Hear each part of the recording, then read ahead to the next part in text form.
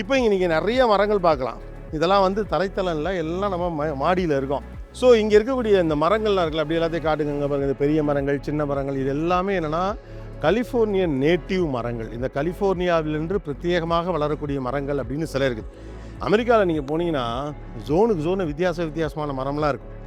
சில இடத்துலலாம் ஆப்போசிட் கிராவிட்டியாலாம் சில இடங்கள்லாம் இருக்குங்க. அப்படி ஒவ்வொரு மாகாணத்துக்கும் பிரத்யேகமான மரங்கள் எல்லாம் உண்டு. ரொம்ப நாளாகவே அது இங்கே இருக்கக்கூடிய மரங்கள்.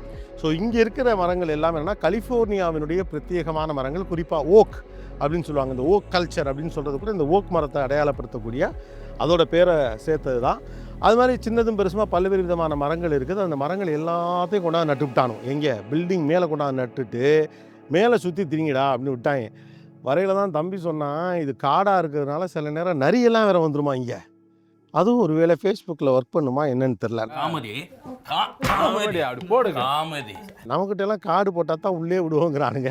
நிறைய எப்படி உள்ளே வந்துச்சுன்னு தெரில. அதாவது அந்தளவுக்கு டென்சிட்டியாக அவ்வளோ மரங்களும் செடிகளும் கொடிகளும் இருக்குன்னு. ஆனால் காணாங்கன்னா போயிட்டால் ஜோலி முடிஞ்சு போச்சு. எதுன்னே தெரியல எங்கே இருக்குன்னா. எல்லா இடத்துலையும் ஒரு சேர் போட்டிருக்காங்க. ஒருவேளை காணா போனால் கஷ்டப்படாதீங்க தம்பி, அதிலே உட்காந்து கிடங்க, எவனா வந்து கூப்பிட்டு போவாங்கிறதுக்காக வச்சுருக்கானுங்களா அப்படிங்கிறது தெரியல. ஹலோ, யாரா இருக்கிறீங்களா? It's really interesting. ஒரு ஒர்க் கல்ச்சரை பில்ட் பண்ணுறது அப்படிங்கிறது வந்து அந்த அட்மாஸ்பியரோட இட்ஸ் வெல் கனெக்டட். அந்த இடத்துல அது எந்த இடத்துல இருக்குது. இப்போ பே ஏரியா முழுக்க அதிகமான டெக் கம்பெனிஸ் இருக்குன்னா அதுக்கான ஒரு கிளைமேட்டிங் இருக்குது. அதுக்கான ஒரு ஈகோ சிஸ்டம், அதாவது ஈகோ சிஸ்டம்னா சுற்றி பல பெருநிறுவனங்கள். இந்த இங்கே தான் ஆப்பிள் இருக்குது, டெஸ்லா இருக்குது, அப்புறம் இந்த கம்பெனி ஐடி கம்பெனிஸ்க்கான சிறு மற்றும் பெருநிறுவனங்கள் எல்லாம் இருக்குது. ஸோ ஓவரால் ஆம்பியன்ஸே இந்த ஐடி டொமைனுக்குள்ளே இருக்கிறதுனால இந்த இடம் வந்து ரொம்ப முக்கியமானதாக பார்க்கப்படுகிறது.